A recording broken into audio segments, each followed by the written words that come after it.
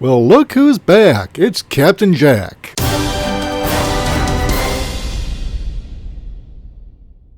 It's the Wilk Report. I'm Michael Wilk, coming to you from Cleveland, Ohio, with a review of Doctor Who Series 12, Episode 5, Fugitive of the Judoon.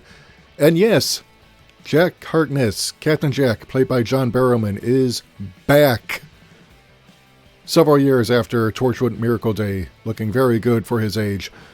So let's go ahead and get to the image slideshow while I go ahead and break down the episode synopsis. So we start off with a woman named Ruth Clayton, who is going about her day like pretty much anyone else. She's got a life. She goes to the coffee shop to pick up some coffee for her birthday. The cafe guy is kind of obsessed with her and wants her to dump her husband Lee, because he thinks Lee is up to no good, and he even has compiled a dossier. Now, Ruth kind of blows this off with a laugh and is not creeped out by it. I am, but, that's me. So meanwhile, the Judoons show up, and they are looking for someone. They put some kind of force field around the city of Gloucester, which is where Ruth and Lee are living, and they are getting ready to do some serious business. Meanwhile, the Doctor aboard the TARDIS is searching for the Master, whom we last saw in Spyfall Part 2, trapped in the Kasavan's weird dimension. So her companions ask her what's going on. She's kind of reluctant to tell them, but they start to get some answers out of her. Apparently she's been taking trips home to Gallifrey, which has been destroyed, as revealed at the end of Spyfall Part 2. But before she can divulge any further details, the TARDIS alarms go off and reveal that the Judoon have showed up and put a force field around the city of Gloucester. So they get ready to beam down in huge numbers. They start killing people who get in their way. Things are kind of wrapping up. The Judoon are intergalactic police for hire, but they're trigger-happy police. Lee knows that the jig is up. He is apparently running from the Judoon. He tries to convince Ruth to leave, but the Judoon show up with an illegal weapon, which will do a lot of damage.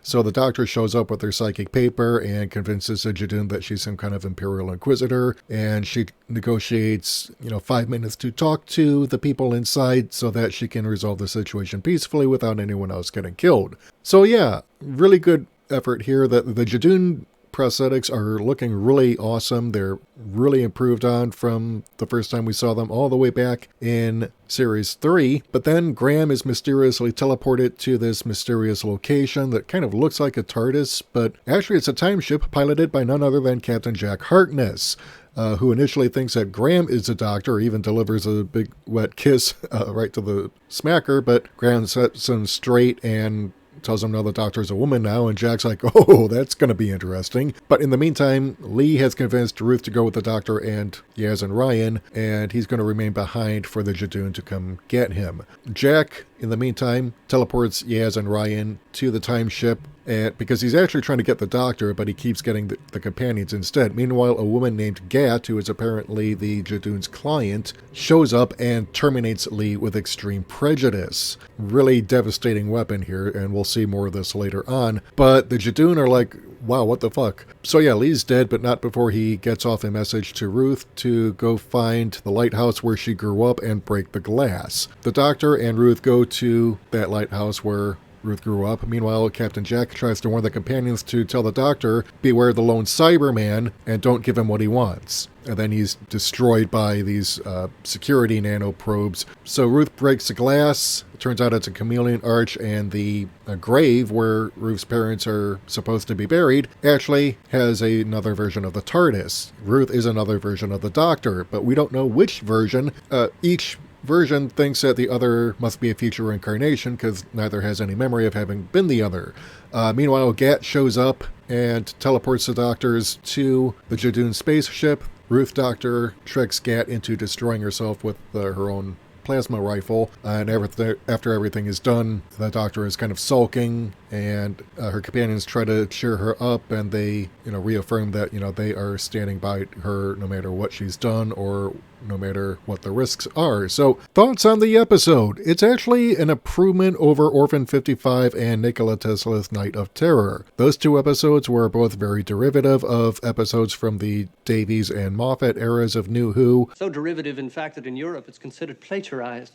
This one actually tries to do something a little bit different, even though it does kind of recycle a little bit of Davies, specifically Utopia and The Last of the Time Lords, and of course The Sound of Drums. And those were the closing episodes of Series 3 under Russell T Davies. But now we've got an interesting thing going on here because we've got an incarnation of the Doctor nobody seems to have known about before. And this is something that, again, it's been done before by Moffat when he did The Name of the Doctor, then The Day of the Doctor, and followed by The Time of the Doctor, where he establishes there was this previously unknown incarnation of the Doctor played by John Hurt, who fought in the Time War and supposedly destroyed Gallifrey, but it turns out he was part of a trick to make the Daleks and the rest of the universe think Gallifrey and the Time Lords were destroyed, and the Doctor thought he had ended them. So, yeah, come to think of it, you know what? Yeah, this episode is actually recycling elements from the Davies and Moffat eras again, but it's actually doing it in a way that is pretty interesting. So let me go ahead and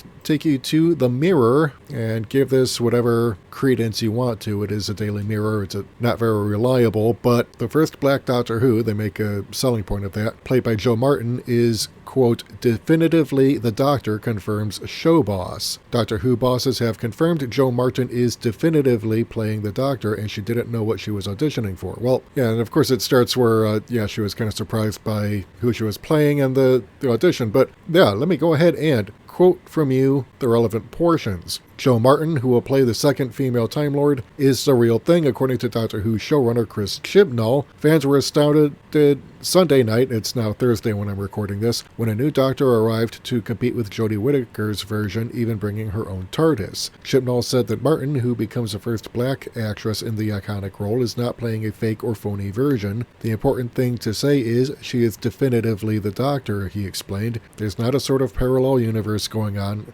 There's no tricks. Joe Martin is the Doctor, that's why we gave her the credit at the end, which all new Doctors have the first time you see them. John Hurt got that credit. Right. All the way back in The Name of the Doctor. It's not clear where Martin's version, whose human name in the plot is Ruth Clayton, fits into the history of the 13 Doctors, but fans are guessing that she could possibly sit between Patrick Troughton and John Pertwee because she did not recognize the sonic screwdriver, but did have a police box TARDIS, which was from William Hartnell's time as the first Doctor. Yeah, because if you remember, the TARDIS got stuck in the form of a police box when he went to Earth in 1963. So this is pretty interesting. One, I don't quite believe that this is yet another previously unknown incarnation of the Doctor, okay? When Stephen Moffat pulled the War Doctor out of his ass for Series 7, it was the 50th anniversary coming up. Moffat knew that he needed to do something big. He probably had decided, okay, I'm going to undo this thing with Russell Davies where he killed off the Time Lords and destroyed Gallifrey. The Doctor's not going to be the last of the Time Lords again. Why? Because Matt Smith is going to be leaving. That's only going to leave, 2 more reactors. Then what? So we've got to pull something out of our asses. So you bring a previously unknown version of the Doctor, and then later on, as we saw at the end of Series 7 with the Time of the Doctor, he was granted a new regeneration cycle because it used up all his regenerations. So yeah, that was a thing where, even though I didn't quite like how it played out, it still was kind of necessary because of the situation that Moffat found himself in and the constraints that had been imposed on him by Russell Davies. But Chibnall, again, seems to be recycling things that have been done before and better by Russell Davies and done before but not necessarily better by Stephen Moffat. And that's bringing a new and previously unknown incarnation of the Doctor. And again, a woman and a woman of color. Now, Joe Martin actually does a pretty good job of this. I think she's actually a much better version of the Doctor than Jodie Whittaker has been so far. But, that's because Jodie Whittaker's first full series, she wasn't really given much to work with. But here's the thing. It's established in the episode that Gat and Joe Martin's Doctor are unaware that Gallifrey has been destroyed. As far as they're aware, it's still around. It's also hinted that Joe Martin's Doctor is still in the employ of possibly the Celestial Intervention Intervention Agency, and that GAT is a Celestial Intervention Agent, and that the Doctor had basically decided, you know what, screw this, I'm not doing this anymore, and whatever. Yeah, this is stuff that harkens back to the classic era, so that's one possibility. And that's speculation on the part of a lot of fans. I'm not so sure, because showrunners have been known to lie before. Another possibility, and again, this is only a possibility, I have no proof, is this another situation like with the Valeyard, where if you go back to classic series during the Colin Baker era, the serial trial of a Time Lord, the Valeyard was a potential future incarnation of the Doctor and an amalgamation of his darker natures. So basically an evil version of the Doctor, even more evil than the Master, with whom he teamed up to put the Doctor on trial, convict him, and then steal his remaining regenerations in order to make the Valeyard actualized in our reality and not just be a temporary potential future self. Yeah, if you're confused by all that, you're not alone. Is it possible that Joe Martin's Doctor is a version of the Doctor who was spun off between Troughton and Pertwee as a potential successor to Troughton, who then ended up going to the Celestial Intervention Agency? And she's from that timeline. We don't know. What we do know is that neither Doctor has any memory of having been the other, and each initially assumes that the other must be a future incarnation. Well, they both can't be right. Jodie Whittaker's Doctor assumes that it must be a past version of the Doctor because she didn't know Gallifrey had been destroyed. She didn't have the sonic screwdriver yet. She doesn't recognize it. But again, this doesn't really make any sense because we've seen all the incarnations of the Doctor. Again, Stephen Moffat pulled one out of his ass because he kind of had to, because Russell Davies had written him into a corner, and with Matt Smith departing, that only leaves 2 more actors to play the Doctor before you have to do something to resolve the regeneration limit. What we're seeing here is a second mystery box setup. Halfway through Series 12. We saw the first mystery box established in Spyfall Parts 1 and 2, where the Master reveals that he's destroyed Gallifrey in retribution for what he discovered with regards to the Timeless Child, which was alluded to back in The Woman Who Fell to Earth, which was the first episode of Series 11. And here we have, again, another setup. Captain Jack appears, and he warns the Doctor's companions about the lone Cyberman. He's after something. He's desperate that the Doctor not give it what the lone Cyberman is looking for. And now we have another setup where we have a version of the Doctor we've never seen before, and the Doctor is really worried. Time is catching up to her. Something big is approaching. A lot of questions being set up. And this is a thing where Chibnall really has to start answering questions, because we've got 5 more episodes in Series 12. You're going to have to resolve all of this. You cannot set up so many things, and this is coming halfway through the series. How are you going to resolve all this in 5 more episodes?